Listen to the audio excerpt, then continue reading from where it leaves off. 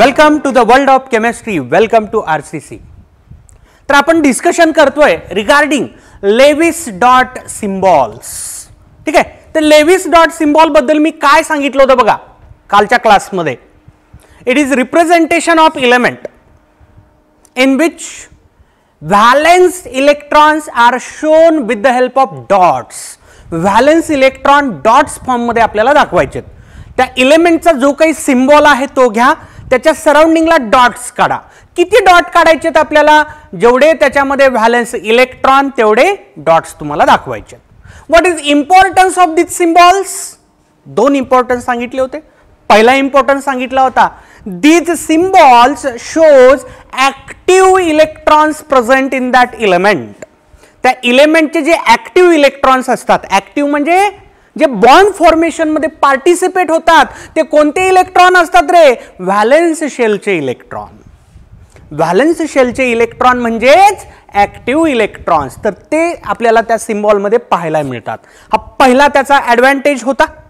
Second, we can find the valency. Valency काढता येते. तर व्हॅलेन्सी काढण्यासाठी दोन केस सांगितल्या होत्या.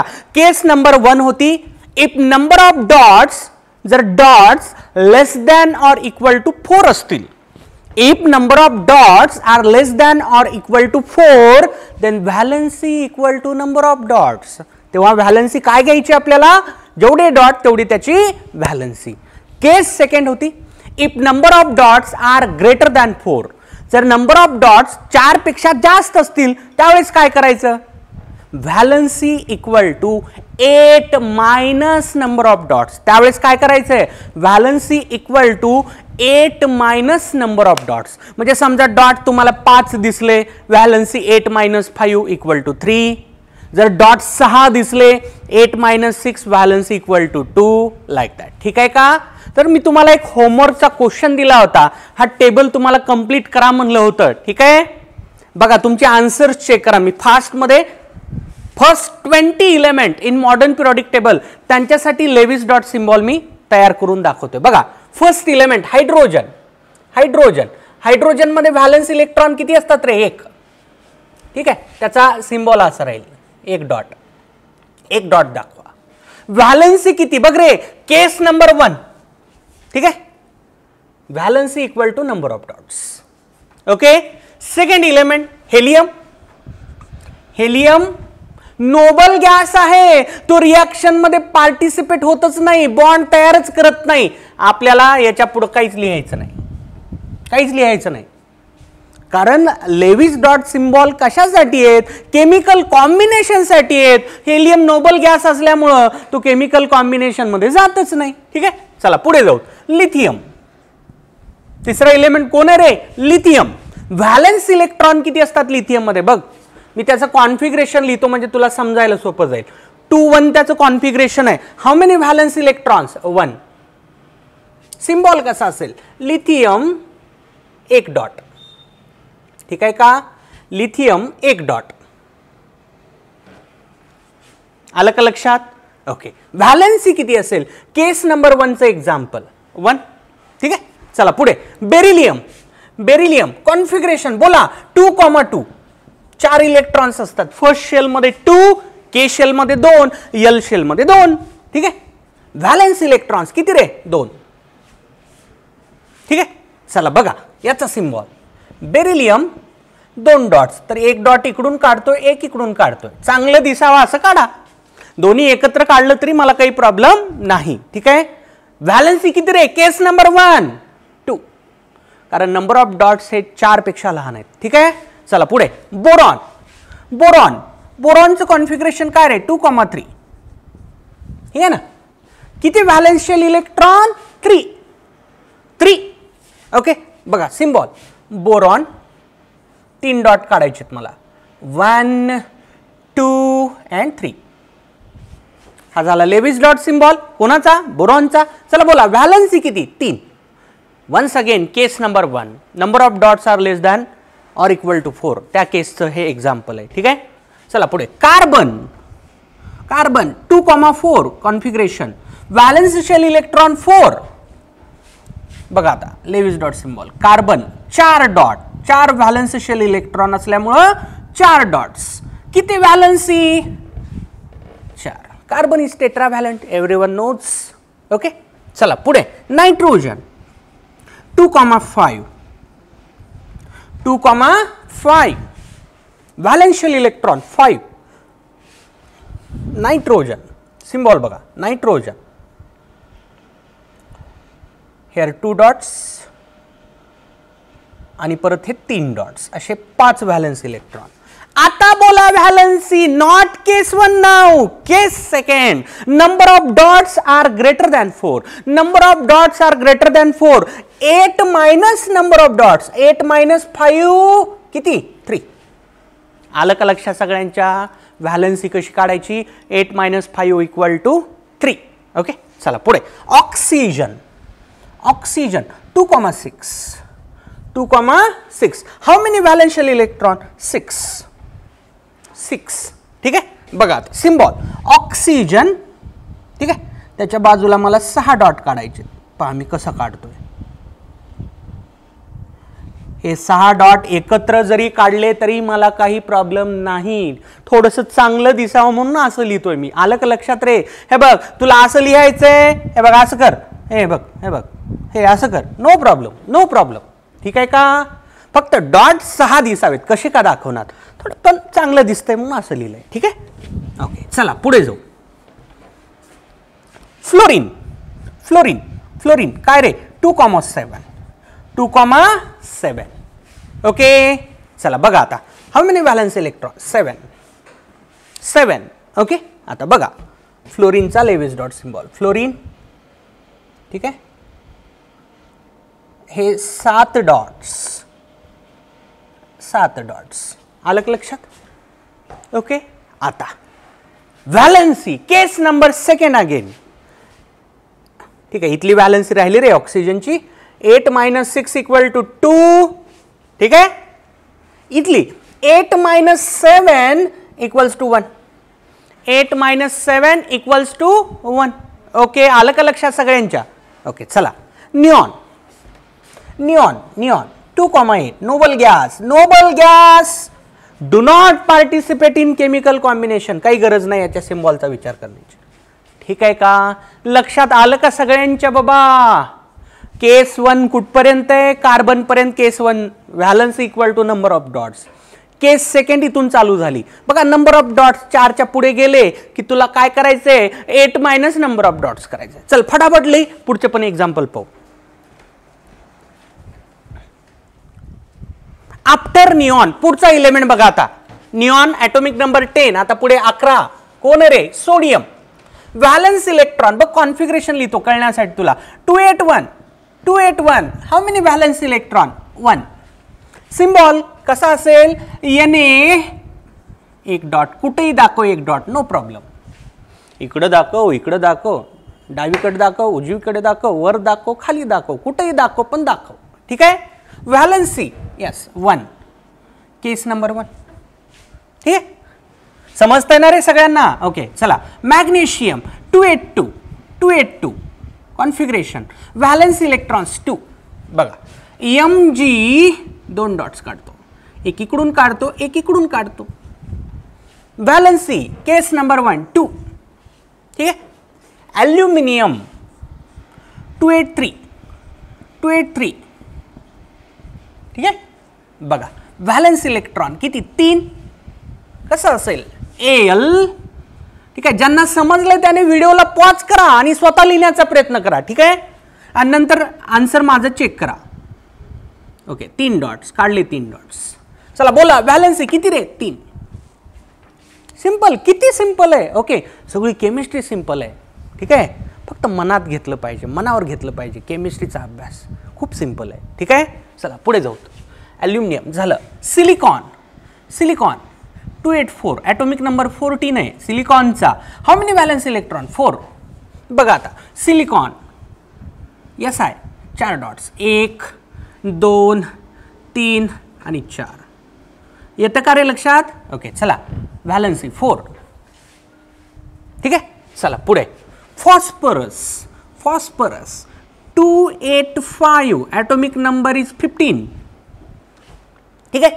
व्हॅलन्स इलेक्ट्रॉन ओके किती 5.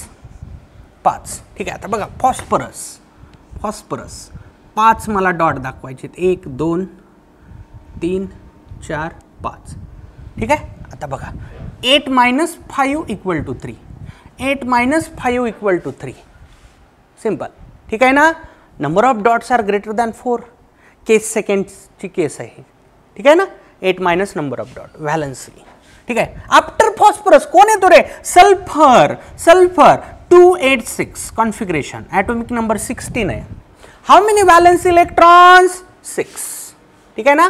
बघा आता सल्फर 1 2 3 4 5 6. ठीक आहे. व्हॅलन्सी बघ 8 - 6 = 2. सिंपल. ठीक आहे. चला आफ्टर सल्फर कोण येतो रे क्लोरीन येतो. कोण येतो क्लोरीन येतो 287. ठीक आहे. 7 व्हॅलन्स इलेक्ट्रॉन 7. बघा सिम्बॉल क्लोरीन 7 डॉट दाखवा. ठीक आहे 7 डॉट. ठीक आहे ना. व्हॅलन्सी किती रे 8 - 7 = 1. चला पुढे कोण येतो आर्गॉन 288 नोबल गॅस आहे. चल मनावर घेऊच नको नोबल गॅसला कारण ते काही केमिकल कॉम्बिनेशन मध्ये भागच घेत नाही. ठीक आहे. चला पुढे आर्गॉन ॲटॉमिक नंबर 18 आहे. आता सांगा 19 कोण पोटॅशियम. ठीक आहे. पोटॅशियमचं कॉन्फिगरेशन काय असतं रे 2881. ठीक आहे ना. व्हॅलन्स शेलमध्ये अल्कली मेटल असल्यामुळे 1 इलेक्ट्रॉन. ठीक आहे ना. बघा आता पोटॅशियम के 1 डॉट दाखव संपलं 1 डॉट. व्हॅलन्सी किती 1 किती 1. ओके. कॅल्शियम 2882 ॲटॉमिक नंबर 20 आहे कॅल्शियमचा. 2882 कॉन्फिगरेशन येतं 2 व्हॅलन्स शेल इलेक्ट्रॉन. बघ सिम्बॉल CA 1 इकडून 1 इकडून. ठीक आहे. चला बोला किती 2. Very simple. आलं का लक्षात सगळ्यांच्या. नंबर ऑफ डॉट्स बघा. ठीक आहे. नंबर ऑफ डॉट्स बघा ते जर 4 किंवा त्यापेक्षा कमी असतील जेवढे डॉट तेवढी व्हॅलन्सी. ठीक आहे. जर number of dots greater than 4 झाले 8 - number of dots = valency. Got it. Okay. आता महत्वाची गोष्ट सगळेजण व्यवस्थित लक्ष देतील. हा थोडंसं पुढचं सांगतोय थोडंसं ऐका. फॉस्फरसची व्हॅलन्सी आपण किती काढली आहे 3 काढली आहे. ठीक आहे ना. पण फॉस्फरसची व्हॅलन्सी कायम 3 नसते. कधी कधी 5 पण असते. ठीक आहे. मी रेड कलरनं लिहितोय. 3/5 वाटेल का तुला हे वाटेल बाबा. ठीक आहे. मी ऑर 5 लिहितो. ऑर 5. ठीक आहे. का लिहिलं तुझ्या लक्षात येईल. थोडंसं वेट कर. सल्फरची व्हॅलन्सी आली आहे 2. ठीक आहे. किंवा इथं न लिहिता तुम्हाला असंच बोलतो मी. लक्ष द्या. तुम्ही रेडॉक्स रिॲक्शन टॉपिक मध्ये ऑक्सिडेशन स्टेट कन्सेप्ट स्टडी केला. काय फरक असतो सांगा बरं रे. व्हॅलन्सी आणि ऑक्सिडेशन स्टेट मध्ये काय फरक असतो. Yes come on. काय फरक असतो चार्जचा फरक असतो. ऑक्सिडेशन स्टेटला कंपल्सरी चार्ज लावावा लागतो. कंपल्सरी. प्लस असेल तर प्लस मायनस असेल तर minus. Without charge oxidation state has no meaning.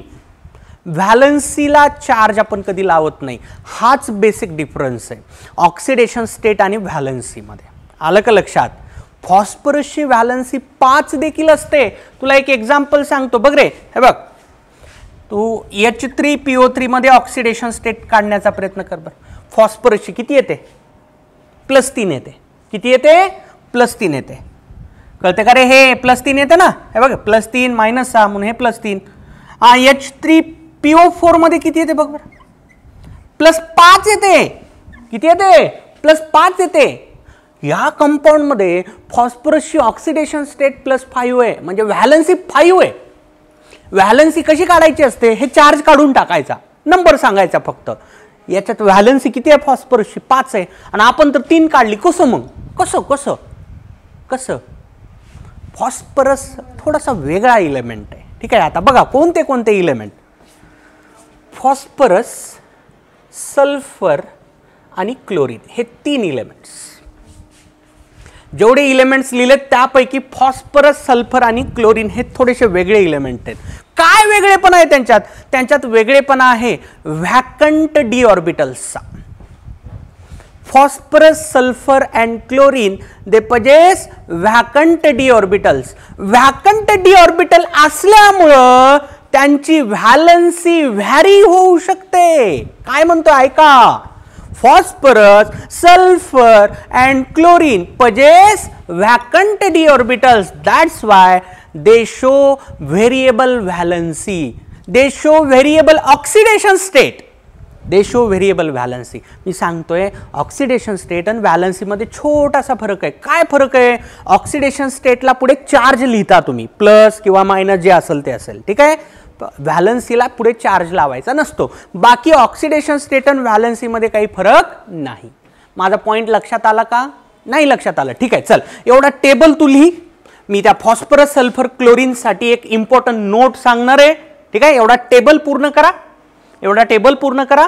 मी त्याची नोट तुम्हाला आणखी एकदा एक्सप्लेन करतो, ठीक आहे. नोट कर.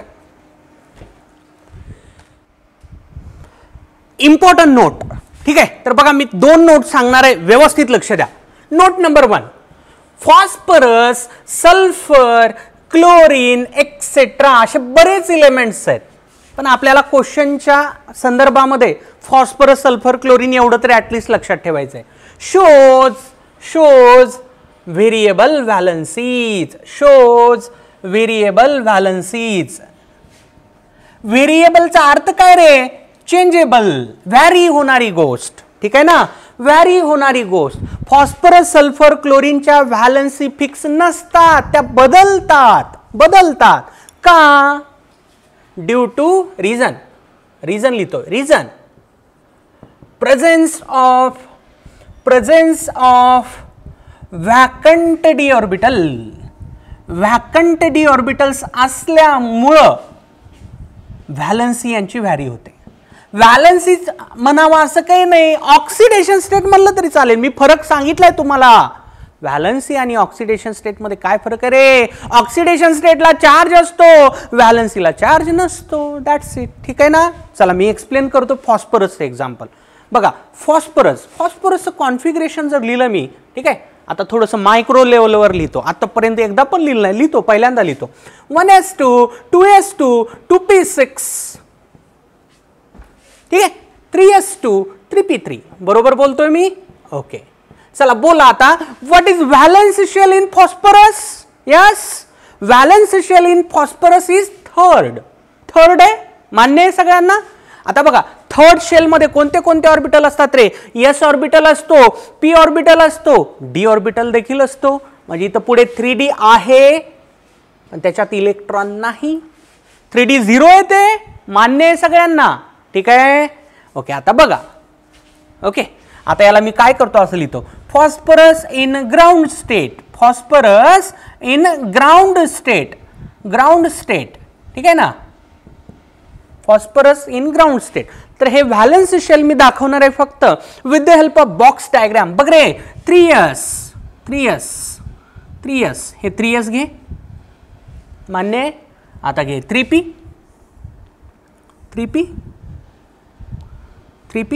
ओके. p चे 3 ऑर्बिटल्स, मान्य आहे सगळ्यांना? px py pz. ओके. नाव 3d. चला बोला, d किती रे? किती ऑर्बिटल असतात? 5. dxy dyz dzx dx square minus y square आणि dz स्क्वेअर. मान्य आहे? 5 ऑर्बिटल्स. आता बघा इलेक्ट्रॉन भरू. 3s2, yes 3s2. बघ 3s2 3p3 1 2 and 3 3p3. Now phosphorus in excited state. हे काय असतात बघा, एक्साइटेड स्टेट. जर समजा फॉस्फरस ॲटमला एनर्जी मिळाली, फॉस्फरस ॲटमला जर एनर्जी मिळाली, इलेक्ट्रॉन्स ते एनर्जी गेन करतात, आणि हायर एनर्जी लेवलला प्रमोट होतात. आता इथं तेच होतं. इलेक्ट्रॉन एनर्जी गेन करतो. या 3s मध्ये 2 इलेक्ट्रॉन दिसत आहेत सगळ्यांना. एक्सायटेशन मध्ये काय होतं, या 3s मधला एक इलेक्ट्रॉन 3D जो व्हॅकंट आहे तिथं जंप करतो. ठीक आहे, आता बघा.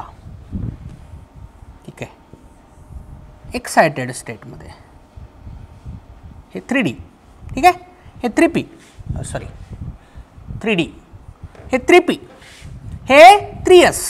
आता बघा एक्सायटेशन, इथली पेअर फोडायची आहे. एक इलेक्ट्रॉन इथं लिहिला, इथलाच एक इलेक्ट्रॉन पुढे गेला, लाईक दिस. आणि एक्सायटेशन होत असताना त्याचं स्पिन इन्व्हर्जन होऊन एक्सायटेशन होत असतं. बघा स्पिन दोघांचा. आता हे 2 इलेक्ट्रॉन बघा क्लॉकवाईज अँटी क्लॉकवाईज दिसत आहेत, पण इथं मी दोन्ही क्लॉकवाईज लिहिलं. दोन्ही अँटी क्लॉकवाईज लिहिलं तरी काही प्रॉब्लेम नाही. स्पिन इन्व्हर्जन होत असतं during excitation. Spin inversion of electron takes place. ठीक आहे, कारण त्याने एनर्जी गेन केली आहे. आता पहा, हे झालं फॉस्फरस इन एक्सायटेड स्टेट. मान्य आहे सगळ्यांना. आता बघा एक जनरल रूल असतो, जेवढे अनपेअर्ड इलेक्ट्रॉन्स तेवढी त्याची कंबायनिंग कॅपॅसिटी असते इलेमेंटची, म्हणजे तेवढी त्याची व्हॅलन्सी असते. इथं बघ रे, इथं बघ किती अनपेअर्ड इलेक्ट्रॉन आहेत. 1 2 3. किती आहेत? 3 आहेत. तर ग्राउंड स्टेट मध्ये फॉस्फरसची व्हॅलन्सी किती, इथं लिहितो पुढे, व्हॅलन्सी इक्वल टू 3. व्हॅलन्सी किती रे? 3. का 3 अनपेअर्ड इलेक्ट्रॉन्स आहेत म्हणून. आता एक्सायटेड स्टेट मध्ये बघा अनपेअर्ड इलेक्ट्रॉन 1 2 3 4 5. ठीक आहे, किती व्हॅलन्सी? 5. ठीक आहे का? आता तुमच्या मनात प्रश्न लगेच येईल, अनपेअर्ड इलेक्ट्रॉन म्हणजे तुम्ही व्हॅलन्सी कसं काय म्हणताय? ठीक आहे, आता ते समजण्यासाठी थोडीशी वाट बघावी लागेल. आपल्याला एक मोठा पॉइंट आहे टॉपिकमध्ये, थेरीज ऑफ कोव्हॅलंट बॉन्डिंग. तिथे एक थेरी येते, व्हॅलेन्स बॉन्ड थेरी. व्हीबीटी लिहिलंय बघा आपण कंटेंटमध्ये. त्या व्हीबीटी मध्ये मी हा कन्सेप्ट एकदम डिटेलमध्ये एक्सप्लेन करणार आहे की बाबा अनपेअर्ड इलेक्ट्रॉन जेवढे तेवढी त्याची कंबायनिंग कॅपॅसिटी, म्हणजे तेवढी त्याची व्हॅलन्सी असते. सध्याला एवढं लक्षात ठेवा की जेवढे अनपेअर्ड इलेक्ट्रॉन असतात ना अशा कॉन्फिगरेशनमध्ये, तेवढी त्याची व्हॅलन्सी कन्सिडर करायची असते. On the basis of configuration, म्हणजे तुम्हाला एक कॉन्फिगरेशन दिलं म्हणलं व्हॅलन्सी किती, अनपेअर्ड इलेक्ट्रॉन जेवढे ना तेवढी त्याची व्हॅलन्सी असते. तर phosphorus in ground state valency किती शो करतो? 3 करतो. एक्सायटेड स्टेटमध्ये किती करतो? 5 करतो. सल्फरच्या बाबतीत पण तसंच आहे. ग्राउंड स्टेटला त्याची व्हॅलन्सी 2 आहे. एक्सायटेड स्टेटमध्ये त्याची व्हॅलन्सी 4 पण असू शकते, 6 पण असू शकते, कारण तिथं 2 इलेक्ट्रॉन पेअर येतात. बघा ना, सल्फरचं कॉन्फिगरेशन लिहिलं तर 3s2 आणि परत इथं एक पेअर येते. लिहून बघा वाटलं तर तुम्ही. ठीक आहे का? सिमिलरली क्लोरीन मध्ये व्हॅलन्सी 7 पर्यंत जाते. हे ऐकलं असेल सगळ्यांनी. सल्फरची ऑक्सिडेशन स्टेट कशी असते रे? -2 2 + 6. माहिती आहे ना सगळ्यांना हे, म्हणजे व्हॅलन्सी 6 पर्यंत जाऊ शकते. क्लोरीन किती असतो? रेंज काय क्लोरीनसाठी? -1 2 + 7. मान्य आहे सगळ्यांना? ठीक आहे ना? ओके, लक्षात येते काय म्हणतोय मी? ठीक आहे, हे सगळं एकदम पुढे पुढे पुढे टॉपिक जसा जसा पुढे अप्रोच होत चालेल ना, आणखी तुम्हाला हे कन्सेप्ट व्यवस्थित समजायला लागतील. सध्याला कमीत कमी एवढं तरी लक्षात ठेवा की बाबा फॉस्फरस, सल्फर, क्लोरीन सारखे इलेमेंट त्यांची व्हॅलन्सी फिक्स नसते, व्हॅरी होत असते, बदलते. का बदलते? Due to presence of vacant D orbital. एवढं तरी लक्षात ठेवा. याची रिझनिंग तुम्हाला आणखी व्यवस्थित पुढे टॉपिक गेल्यानंतर लक्षात येईल. काय म्हणतो कळलं का मी? ठीक आहे का? नोट करून घ्या. Now note number 2. ठीक आहे, तर बघा आपण लेविस डॉट सिम्बॉल्स लिहिले मगाशी टॅब्युलर फॉर्म मध्ये. शेवटचा इलेमेंट मी कन्सिडर केला होता कॅल्शियम, ज्याचा ॲटॉमिक नंबर किती आहे रे? 20. ठीक आहे, मग माझ्या मनात क्वेश्चन आला पाहिजे, मी कॅल्शियमच्या पुढे पण असा प्रयत्न करू शकतो का? कॅल्शियम नंतर कोण येतो रे? Scandium, titanium, vanadium, chromium, manganese, iron, cobalt, nickel, copper, zinc, so on. ठीक आहे ना? पुढे भरपूर एलिमेंट येतील. मग तुम्ही 20लाच का थांबलात? पुढे का गेला नाही? का आम्ही करावं का ते पुढचं? त्याबद्दलची नोट आहे. ॲटॉमिक नंबर 20च्या नंतर लेविस डॉट सिम्बॉल मिनिंगलेस बनतात, युजलेस बनतात. लेविस डॉट सिम्बॉलला ॲटॉमिक नंबर 20च्या पुढे काहीच महत्व नाही. कसं काय नाही ते आपल्याला पाहायचं या नोटमध्ये. ठीक आहे, बघा लिहितोय अगोदर. ठीक आहे, लक्षात येईल तुमच्या. Lewis dot symbols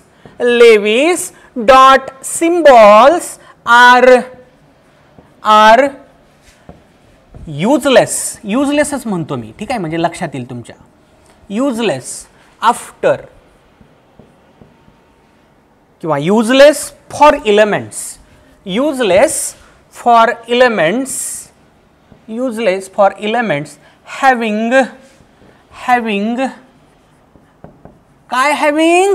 atomic number greater than 20.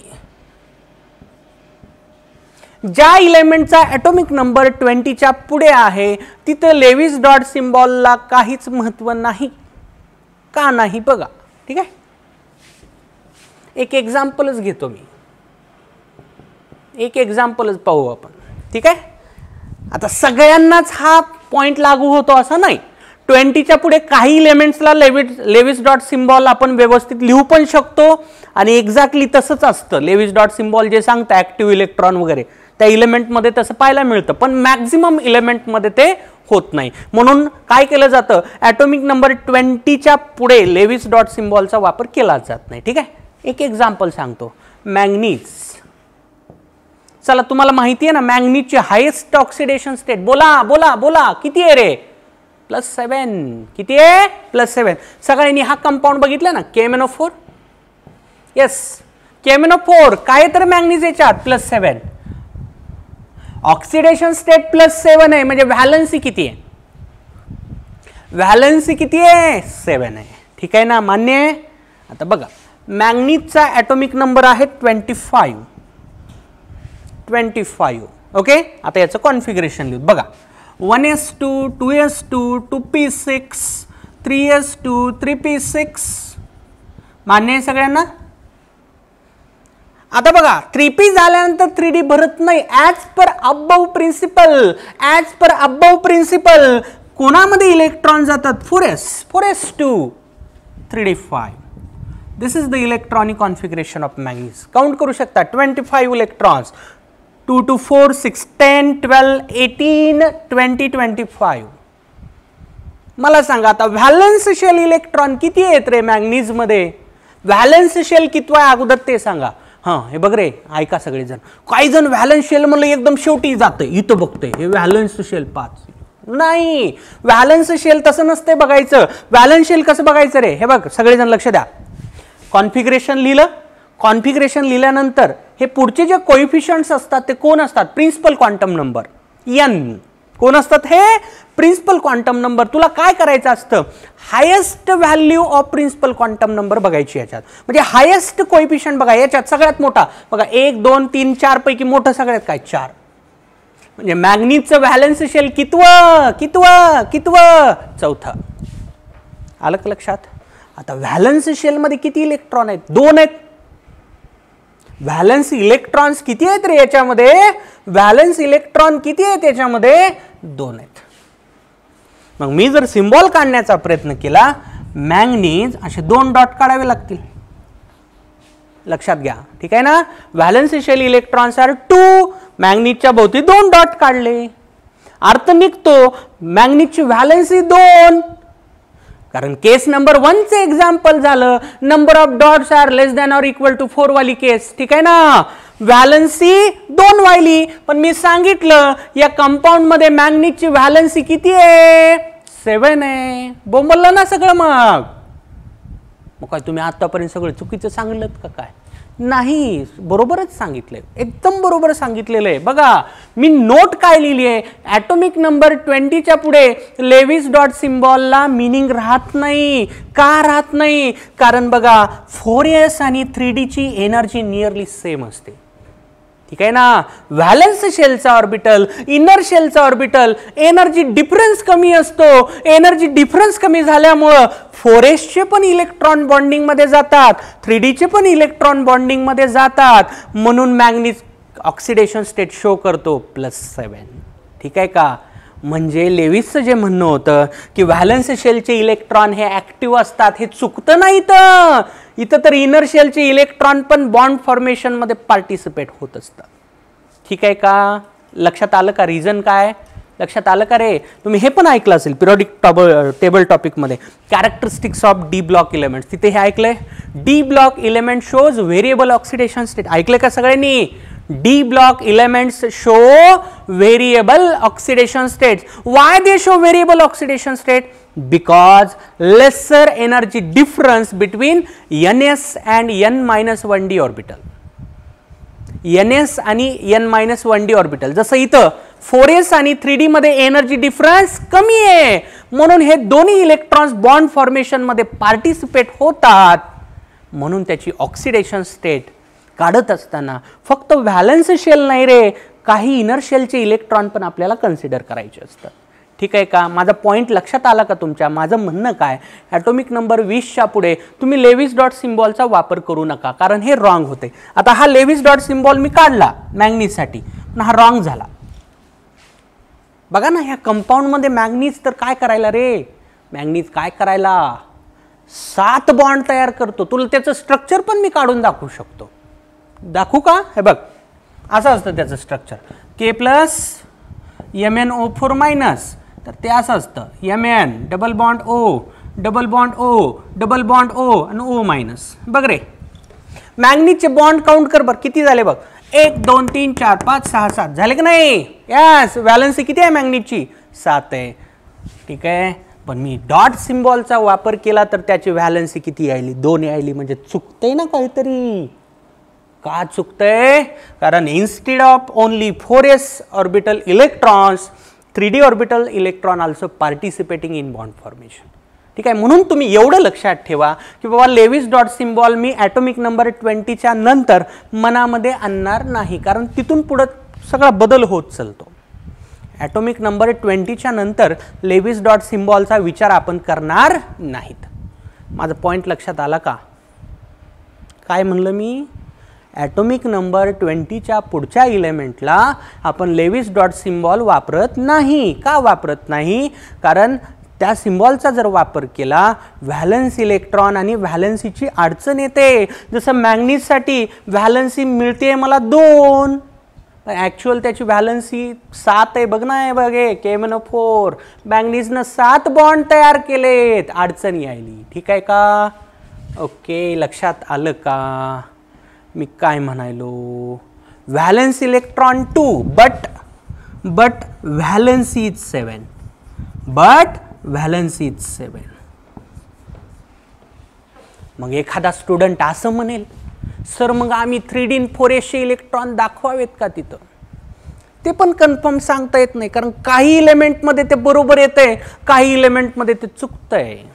म्हणून मी ते तसं काही स्टेटमेंट तुम्हाला सांगितलेलं नाही. तुम्ही बिंदासपणे लक्षात ठेवा, ॲटॉमिक नंबर 20च्या पुढे आपण लेविस डॉट सिम्बॉल वापरणार नाहीत. ठीक आहे ना? Basically for D and A block element. D and A block element मध्येच अडचण येते. पी ब्लॉक इलेमेंटला वापरा, काही अडचण नाही, पण D and A block element असला जमत नाही, अडचण येते. ठीक आहे का? नोट आली का लक्षात? का जास्तच हेवी झालं? ठीक आहे, ज्याला वाटते जास्त हेवी झालं त्याने एवढं हे सेंटेन्स लक्षात ठेवायचं, आणि ज्याला मी बोललेलं सगळं कळलं असेल ना, खूप भारी गोष्ट झाली असेल ती. ठीक आहे ना? कारण मी खूप पुढच्या गोष्टी तुम्हाला सांगितल्यात, ॲडव्हान्स्ड कन्सेप्ट सांगितले. ठीक आहे का? चला नोट करून घ्या. तर लेविस डॉट सिम्बॉलचं आपलं डिस्कशन कंप्लीट झालेलं आहे. आता पुढे जातोय मी. Limitations of Lewis octet rule. जो रूल आपण स्टडी केला होता कालच्या लेक्चरमध्ये, काय सांगत होता? During chemical combination and atom of particular element tend to lose, tend to gain or tend to share electron until it acquires stable electronic configuration of 8 electrons in its valence shell. जोपर्यंत त्याच्या valence shell मध्ये 8 electrons येत नाहीत तोपर्यंत त्या इलेमेंटचा item electron lose करतो, gain करतो किंवा शेअर करतो. याला काय म्हणतात? ऑक्टेट रूल म्हणतात. आता त्या ऑक्टेट रूल मध्ये भले मोठे ड्रॉबॅक्स आहेत, लिमिटेशन्स आहेत, ते आपल्याला 1 बाय 1 स्टडी करायचे आहेत. ठीक आहे का? भरपूर ड्रॉबॅक आहेत. आजच्या क्लासमध्ये पूर्ण हे डिस्कशन संपणार नाहीये. आज 1-2 ड्रॉबॅक पाहूयात आपण. उद्याच्या क्लासमध्ये परत राहिलेले ड्रॉबॅक स्टडी करूयात. ठीक आहे, चला बघा ड्रॉबॅक नंबर 1. फर्स्ट ड्रॉबॅक, ठीक आहे ना, incomplete octet. Incomplete octet, incomplete octet. असे बरेच मॉलिक्युल्स आहेत, असे बरेच मॉलिक्युल्स आहेत जिथं सेंट्रल ॲटम, आता हा शब्द सेंट्रल ॲटम, सेंट्रल ॲटमचा अर्थ तुम्हाला सांगतो अगोदर, नंतर मग आपल्या ॲक्च्युअल डिस्कशनला आपण सुरुवात करू. ठीक आहे, एक एक्झाम्पल बघा, CO2. ठीक आहे, सेंट्रल ॲटम कसा ओळखायचा असतो? जो नंबरमध्ये कमी, जो नंबरमध्ये कमी आणि साईजमध्ये मोठा. Lesser in number, lesser in number, bigger in size. Lesser in number, bigger in size. बघ रे, कार्बन 1 आहे तर ऑक्सिजन 2 आहे आणि कार्बनची साईज मोठी आहे ना ऑक्सिजन पेक्षा. सेंट्रल ॲटम कोण झाला? कार्बन. कार्बनच्या बाजूला ऑक्सिजन असतील. आलं का लक्षात? किंवा आणखी एक्झाम्पल घे, चल, वॉटर. वॉटर, ठीक आहे ना, ज्याची साईज मोठी तो सेंट्रल म्हणून टाकायचा बिंदास. कोण? ऑक्सिजन. सराउंडिंगला कोण येईल? हायड्रोजन. लक्षात आलं का? अरे काही विशेष आहे का रे? हां, जर 2 ॲटमची सिस्टीम असेल इथं काही प्रॉब्लेम नाही, इथं काही सेंट्रल ॲटमचा कन्सेप्ट लागू होत नाही. ठीक आहे ना. आता काय सरळच असेल ना हे. ठीक आहे ना. जिथे ॲटमची संख्या 2 पेक्षा जास्त, जिथे ॲटमची संख्या 2 पेक्षा जास्त तिथं सेंट्रल ॲटम मनामध्ये आणायचं. सेंट्रल ॲटम कशाला म्हणायचं? ठीक आहे, smaller in number, smaller in number, smaller in number and bigger in size. Smaller in number and bigger in size, याला काय म्हणायचं? Central atom. ठीक आहे का? लक्षात आलं? ओके, आता बघा मग येऊत आपल्या ॲक्च्युअल डिस्कशनला. ठीक आहे, इनकम्प्लीट ऑक्टेट. बघा, इनकम्प्लीट ऑक्टेट, अपूर्ण ऑक्टेट. अशा बऱ्याच सिस्टीम्स आहेत, असे बरेच मॉलिक्युल्स आहेत जिथं सेंट्रल ॲटमचं ऑक्टेट कंप्लीट नाही, इनकम्प्लीट आहे. ठीक आहे, let us have some examples. ठीक आहे ना. इथं लिहितो मी, मला म्हणायचं का अगोदर तर लिहितो. In many molecules, in many molecules central atom, central atom possess less than 8 electrons, less than 8 electrons. that is, याला एक टर्म आहे परत, that is central atom, that is central atom is hypovalent. हायपो म्हणजे कमी असणे. ठीक आहे ना, कमी असणे. ठीक आहे ना, हायपोव्हॅलंटचा अर्थ कमी असणे. साध्या भाषेमध्ये अपेक्षित व्हॅल्यूपेक्षा तिथे इलेक्ट्रॉन्स कमी पाहायला मिळतात. Let us have some examples. ठीक आहे, BF3, BF3 बोरॉन ट्रायफ्लोराइड. ठीक आहे ना, BCl3, BCl3. ठीक आहे, BCl2, BCl2 एक्सेट्रा. असे बरेच एक्झाम्पल्स आहेत. ठीक आहे ना. आता बघा, मी एक्सप्लेन करतोय यांच्यामध्ये. ठीक आहे ना. आता या दोन्हीचं तर स्ट्रक्चर सिमिलरच आहे, तर या दोन्हीपैकी एक मॉलिक्यूल मी एक्सप्लेन करतो आणि नंतर हा एक मॉलिक्यूल एक्सप्लेन करतो. ठीक आहे, तुमच्या लक्षात येईल की बाबा खरंच अशा मॉलिक्युल्समध्ये सेंट्रल ॲटमचं ऑक्टेट इनकम्प्लीट आहे. ठीक आहे, that is central atom is hypovalent. Sentence आणखी ते पूर्ण झालेलं नाही, त्याला मी एक आणखी अटॅचमेंट देणार आहे.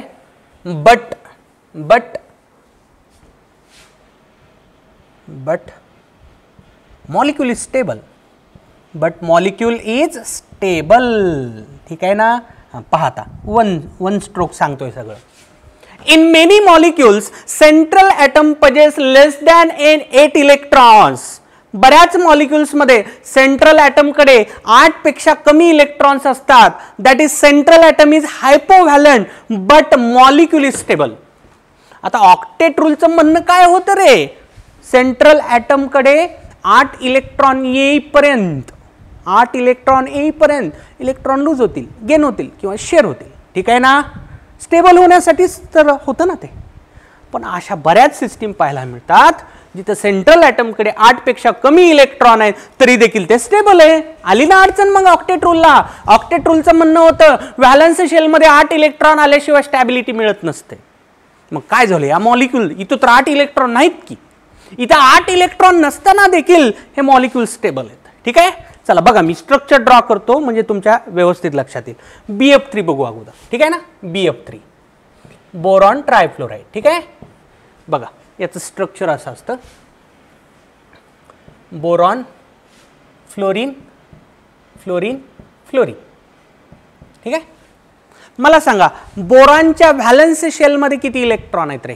यस, बोरॉनच्या व्हॅलन्स शेलमध्ये 3 इलेक्ट्रॉन असतात. ठीक आहे. तर बघा मी 3 डॉट काढतो. ठीक आहे. हे 3 डॉट हे बोरॉनचे 3 व्हॅलन्स इलेक्ट्रॉन. मान्य आहे का रे तुला? बोरॉन टोटल इलेक्ट्रॉन 5 आहेत. कॉन्फिगरेशन कसं लिहिशील तू? 2,3 ना. Yes, boron 3 dot. फ्लोरीनच्या व्हॅलन्स शेलमध्ये 7 इलेक्ट्रॉन असतात. ठीक आहे. बघा 7 ह्याचे क्रॉसनं दाखवतो म्हणजे तुम्हाला फरक पण लक्षात येईल. लाईक दिस. प्रत्येक फ्लोरीनच्या बाजूला 7 क्रॉस मला काढावे लागतील कारण फ्लोरीनकडे 7 व्हॅलन्स शेल इलेक्ट्रॉन असतात. ठीक आहे. बघा इच फ्लोरीन 7 क्रॉस. प्रत्येक फ्लोरीनकडे 7 क्रॉस. लक्षात आलं? आलं का लक्षात? आता बघा मग कोव्हॅलंट बॉन्डमधून हा मॉलिक्यूल असा तयार होत असतो. लाईक दिस. ही शेअरिंग होते. लाईक दिस शेअरिंग. ही परत शेअरिंग होते. आता याचा रिझल्ट काय होतो? 3 बॉन्ड्स तयार होतात. लाईक दिस. बोरॉन फ्लोरीन फ्लोरीन आणि फ्लोरीन असा. ठीक आहे ना. मान्य? आता बघा बोरॉनच्या बाजूचे इलेक्ट्रॉन आपण मोजण्याचा प्रयत्न करू. ठीक आहे. या स्ट्रक्चरवरून व्यवस्थित लक्षात येईल. चल रे बोरॉनच्या बाजूचे इलेक्ट्रॉन मोज. बघ हे 2 शेअरिंग झाली म्हणजे हे इलेक्ट्रॉन बोरॉनला पण धरायचे तुला आणि फ्लोरीनला पण धरायचे. बोरॉनच्या बाजूला इकडचे 2, इकडचे 2 4 आणि इकडचे 2 6 असे टोटल किती इलेक्ट्रॉन झाले रे? 6 इलेक्ट्रॉन्स. किती झाले? 6 इलेक्ट्रॉन झाले. पाहिजे होते ॲज पर ऑक्टेट रूल 8. स्टॅबिलिटीसाठी आहेत 6. मग ऑक्टेट रूल अनुसार हा मॉलिक्यूल अनस्टेबल पाहिजे. अनस्टेबल नाही, स्टेबल मॉलिक्यूल आहे. This is drawback of octet rule, limitation of octet rule. आलं का लक्षात? फ्लोरीन बघा. फ्लोरीनला काही अडचण नाही. फ्लोरीनचं ऑक्टेट झालंय कंप्लीट. फ्लोरीनच्या बाजूला किती इलेक्ट्रॉन आहेत रे? 8 इलेक्ट्रॉन. लक्षात आलं का? आपण लिहितानाच लिहिलेलं आहे की central atom possesses less than 8 electron. याच्यात सेंट्रल ॲटम बोरॉन आहे, फ्लोरीन सराउंडिंगला आहे. सेंट्रल ॲटम कोण आहे? बोरॉन आहे. तर बोरॉनचं ऑक्टेट इनकम्प्लीट आहे. 6 इलेक्ट्रॉन आहेत. म्हणजे मी काय म्हणू शकतो रे? Incomplete octet. Incomplete octet. बोरॉनचं ऑक्टेट कसं आहे? इनकम्प्लीट आहे. लक्षात आलं का सगळ्यांच्या? मान्य आहे का सगळ्यांना? ओके. चला आणखी एक एक्झाम्पल पाहू आपण. ठीक आहे. मी फक्त एवढं इरेज करणार आहे. बट मॉलिक्यूल इज स्टेबल ते लिहिलं असेल तुम्ही. ठीक आहे. Central atom is hypovalent but molecule is stable. ठीक आहे. आता बघा दुसरं एक्झाम्पल BeCl2. ठीक आहे. दुसरं एक्झाम्पल बघा BeCl2. चला बोला याच्या सेंट्रल ॲटम कोण आहे? बेरिलियम. ठीक आहे. बघा beryllium beryllium chlorine chlorine. Beryllium मध्ये व्हॅलन्स इलेक्ट्रॉन्स किती असतात रे? बेरिलियम मध्ये व्हॅलन्स इलेक्ट्रॉन 2 असतात. ठीक आहे ना. 2 डॉट दाखवतो. लाईक दिस. दाखवले. क्लोरीन मध्ये व्हॅलन्स इलेक्ट्रॉन किती असतात रे? 7 असतात. बघा 7. Like this. Like this.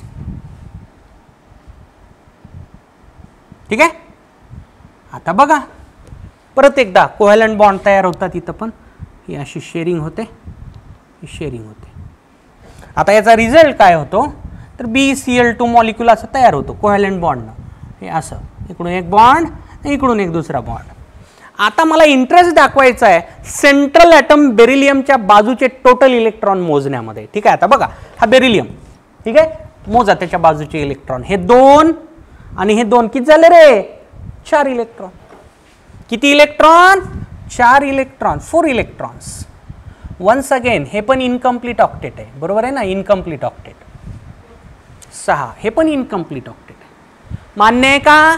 Octet is incomplete.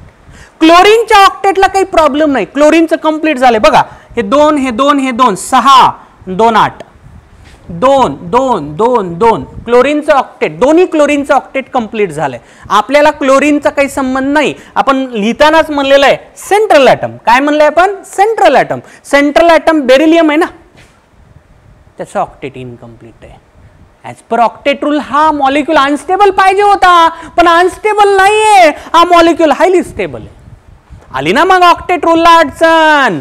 Octet rule fail ठरतो अशा मॉलिक्युल्स मध्ये जिथे सेंट्रल ॲटमचं ऑक्टेट इनकम्प्लीट असतं. आलं पॉइंट लक्षात आला का सगळ्यांच्या? ठीक आहे. आता महत्वाची गोष्ट, हा MCQ पॉइंट ऑफ व्ह्यू सांगतोय. जे मॉलिक्युल्स ज्यांचं ऑक्टेट इनकम्प्लीट असतं ना, ते लेविस ऍसिड म्हणून काम करतात. काय करतात ते? लेविस ऍसिड म्हणून काम करतात. लिहून ठेवा कुठतरी, एक्स्ट्रा पॉइंट सांगतोय मी, ठीक आहे ना. Molecules having incomplete octet act as Lewis acid. Lewis acid, Lewis ऍसिडचा अर्थ असतो लोन पेअर ऍक्सेप्ट करणारा. आता हा लोन पेअर ऍक्सेप्ट का करेल मला सांगा बरं? हा इलेक्ट्रॉन डिफिशियंट आहे. हा काय आहे? इलेक्ट्रॉन डिफिशियंट आहे, कारण याचा ऑक्टेट कंप्लीट झालेलं नाहीये. हा आणखी इलेक्ट्रॉन घेऊ शकतो. या बोरॉनला आणखी 2 इलेक्ट्रॉनची गरज आहे रे, या बेरिलियमला आणखी 4 इलेक्ट्रॉनची गरज आहे ऑक्टेट कंप्लीशनसाठी. त्यामुळे हे बोरॉन बेरिलियम काय करत असतात, त्यांना जर बाहेरून इलेक्ट्रॉन मिळत असतील ना, ते इलेक्ट्रॉन गेन करण्याचा प्रयत्न करत असतात. That's why these compounds which have incomplete octet they acts as Lewis acid. तर त्यांना बघा काय काय नावं दिले जातात. ठीक आहे, हे कंपाऊंड्स कसे आहेत? लेविस ऍसिड आहेत, लेविस ऍसिड आहेत, किंवा इलेक्ट्रॉन डिफिशियंट आहेत, इलेक्ट्रॉन डिफिशियंट आहेत, असे वर्ड्स यांच्यासाठी वापरले जातात. ठीक आहे का? बघा काय काय टर्म्स झाले. लिमिटेशन नंबर 1 आपण स्टडी केलं. काय हेडिंग टाकली मी? Incomplete octet. याचा अर्थ काय? असे बरेच मॉलिक्यूल आहेत जिथं सेंट्रल ॲटमचं ऑक्टेट इनकम्प्लीट नसतं, इनकम्प्लीट असतं. म्हणजे व्हॅलन्स शेलमध्ये सेंट्रल ॲटमच्या 8 पेक्षा कमी इलेक्ट्रॉन असतात. ठीक आहे. सेंट्रल ॲटमला हायपोव्हॅलंट, बघ रे टर्म काय काय झाले बघ, हायपोव्हॅलंट, हायपोव्हॅलंट किंवा लेविस ॲसिड किंवा इलेक्ट्रॉन डिफिशियंट मॉलिक्युल्स. ठीक आहे का?